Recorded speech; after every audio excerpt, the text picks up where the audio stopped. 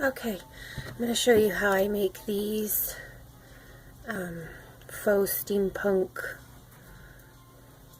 watches, I guess. I don't know. Charms. So what you need is some images, and I got these from Terry Reid. She sent them to me. And then I use my hole punch. You could just cut out around them, but I just use this. And then you need excuse me, some hose clamps, and I find these sometimes at the thrift store, or this one I found on the ground. And then also we live kind of on a little farm, so as they use them and they kind of wear out where they won't clamp down tight enough, I'll use them too, because after I put a whole bunch of paint and glue on them, they don't move around. So I just take the tag off, and then I find these on sale. They're hardwood flat head. These are 1 inch, so they fit the image perfect.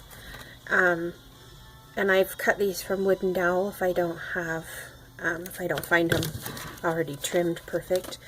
But if you don't have that, you can take cardboard or chipboard and just punch out 5 or 6 and then stack them on top of each other and glue them, so that it gives you a little bit of a base, so that you can give it some back to hold on to. You obviously can't clamp them down super tight if it's cardboard, but with all the paint and the glossy accents and stuff, you don't really notice. So then you need paint and glossy accents, and I love the Inca Gold. This one's the old silver. And then just some tools to use. So what I do is kind of measure how far I need to come down, and then I just start tightening it, and then when it starts to get close, I just pop it in there. If you're using cardboard, you won't be able to tighten it down around it as tight as you can with wood, but it really doesn't make that much of a difference after you put everything in it. So you just tighten it down like that,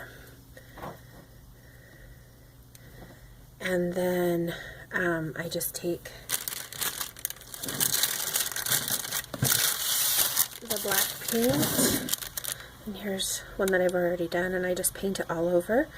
And if you didn't have the Inca Gold or something that you wanted to rub on it after, you could just wait until it was kind of tacky, and then use a damp cloth or a baby wipe or something to kind of get the regular metal to shine through it. So I just paint everything, both sides, so that way if it's a charm and it turns, it doesn't look funny. You can always put another image on the other side if you wanted to. So then I just take my image and line it up, punch it out, and then I just pick excuse me, which side I like, and then I just kind of set it in there to see if it's going to go in there good, and it is. So then I just put a little bit of glossy accents, maybe.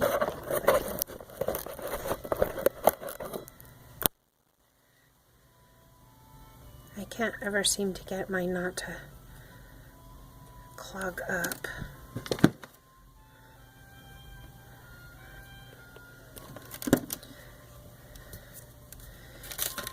So I just put a little glossy accents in there,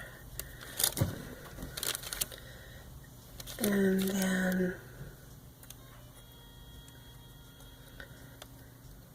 if you were using a gauge or something, or you just don't really care, you don't have to line it up, but I'm a little OCD about that kind of thing. So you just kind of pat it in there. So it's in there nice and level where you want it. And I use glossy accents so that if any of the glue, I don't know if you can see that, where the glue is kind of squished up, it's not going to create a funny lump or anything.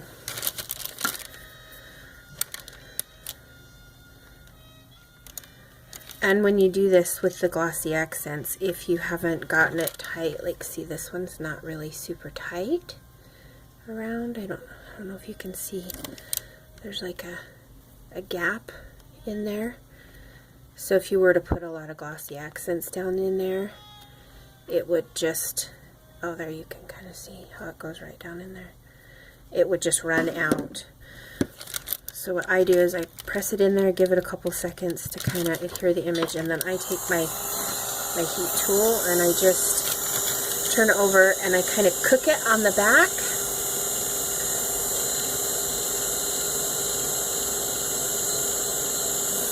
And that makes the glossy accents kind of like foam up a little. I don't know how to describe it better than that. And these get hot when you do that, so be careful.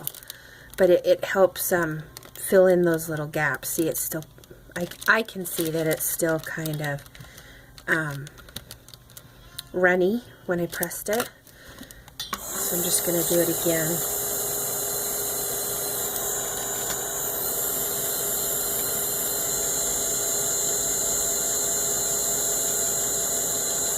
And if you got yours in there really tight, or you're not as picky as I am, you don't have to worry about it.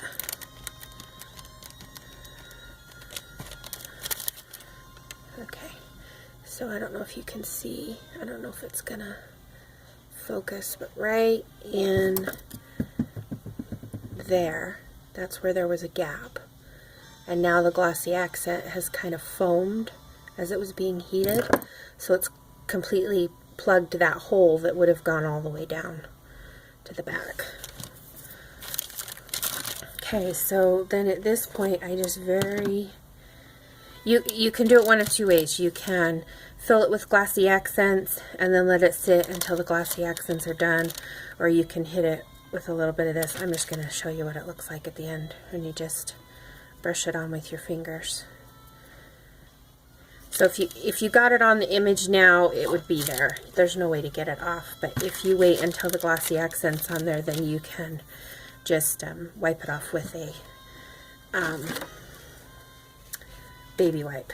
So then after that, I just fill this. I'm sure you could use resin. It's just I have glossy accents, and I'm way too cheap to go buy anything else. So I just wait until it's way puffed up and kind of rounded on the top so that it looks like a watch face.